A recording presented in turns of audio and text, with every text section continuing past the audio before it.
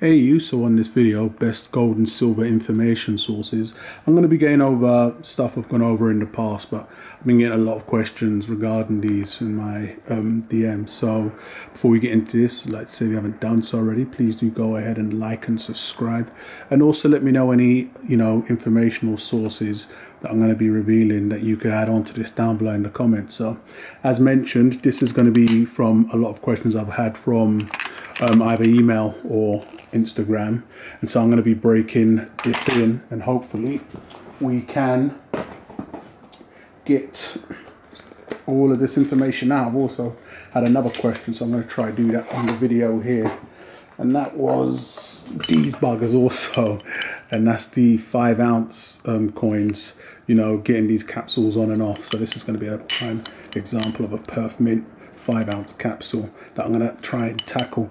They do come off. The only ones that I've seen that was damn near closed by Hulk would have been the 5-ounce Kookaburra coins. I'm not sure if you can see that, but as you can see, it just takes a lot more wiggling, plying. I'm doing this with gloves on. If you've got nails, it should also work out, but it just takes a lot more plying and pushing about. So I was able to smuggle in answering that question there. But yeah, so the first one I was asked about, literature that I have read to help build my information on gold and silver, and also websites that I may go to, and give a heads up on any of those two there. So first off, I'll get into books. I did show one of the only books I purchased very early on. For me, this book here, it didn't really give me any info that helped me move forward, and I'll break into that in a moment. What helped me break forward was basically being active. It's one of those things where I wouldn't say there's no science to stacking, but the best teacher's always going to be experience. So getting your hands dirty and jumping on the bandwagon and getting active and making your purchases from there. But I would say first off, book wise, the book I just showed there, it just gave you a heads up on what certain pieces were when they came in and when they came about. If I was to look at, if you was to get into stacking, as I've done in my recent video, collecting, preserving wealth right now, what would be good literature to read? It's hard really, because, first off, I would say what I think, or where I think you would gain more in terms of information wise. As we get this off, it does come off. If it got on, it does come off. I don't think I've had this one out before. It's going to be the Wedge-tail Eagle. I believe this one had a milk spot on it somewhere.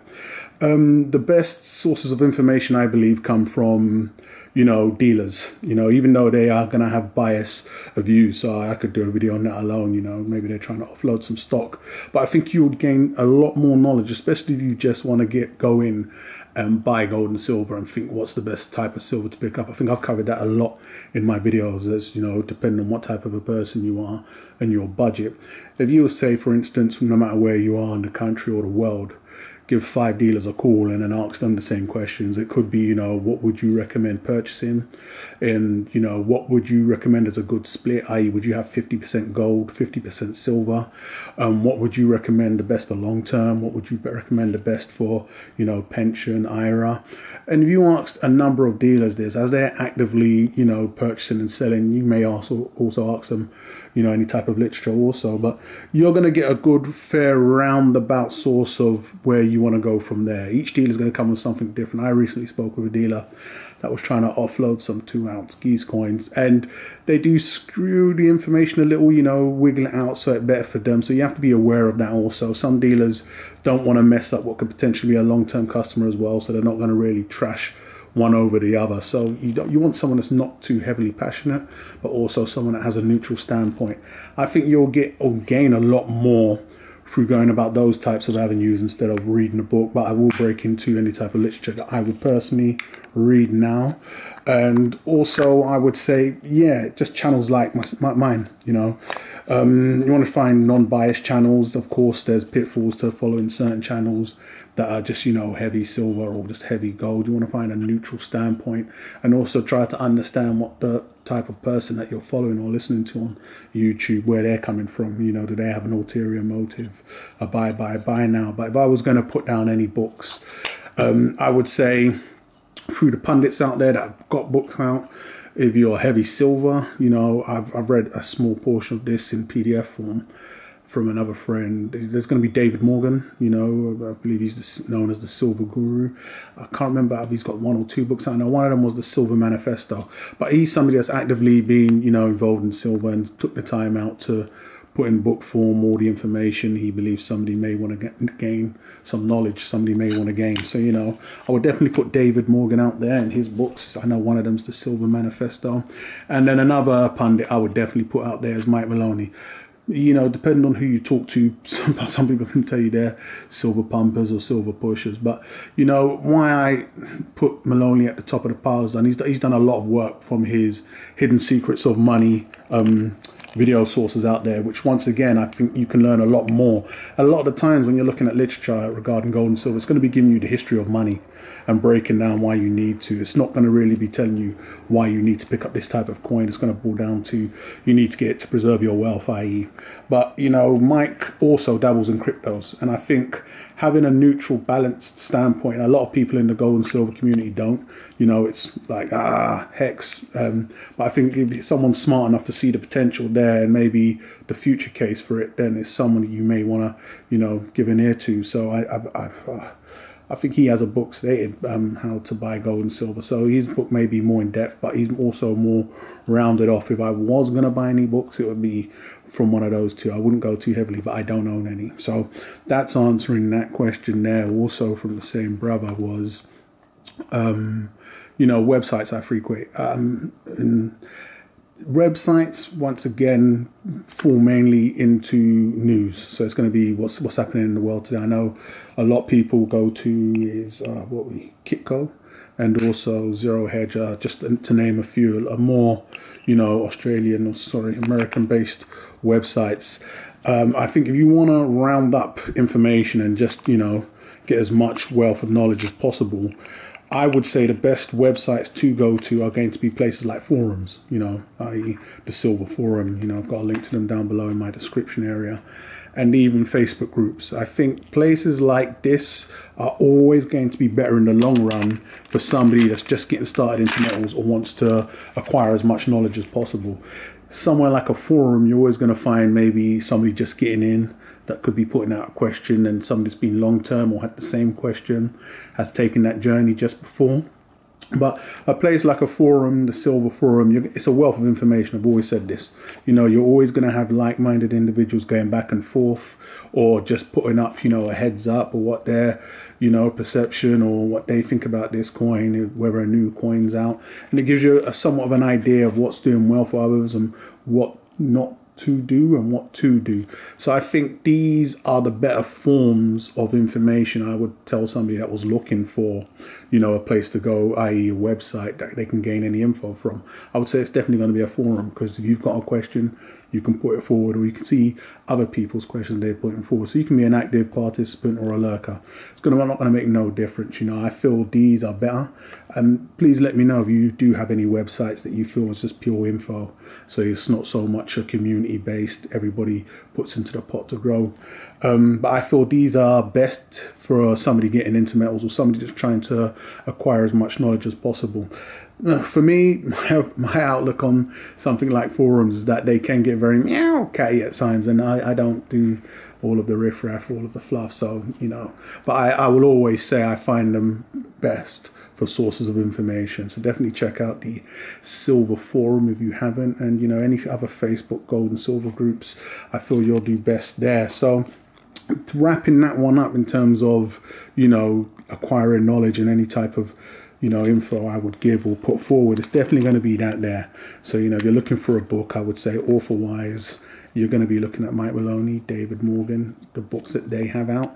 I would purchase if I was going to purchase any other books. And then if you're looking at websites, I would say if it's not just, you know, news-based, like this is what happened today in the world, or here's something you never knew, but you wanted to gain and acquire knowledge over a period of time, it's definitely going to be forums are the best places. So you've got the Silver Forum and other Facebook groups like that. So hopefully I've answered that one in detail. So next would be another question I had from a gentleman, and that was, you know, they've purchased their stack over a period of time, and as they've took a step back and looked at their stack, they've realized their stack is very diverse, you know, very diverse, but not as liquid as they would like. So, you know, technically looking at their stack, they can see it taking a bit of a loss as to where they are.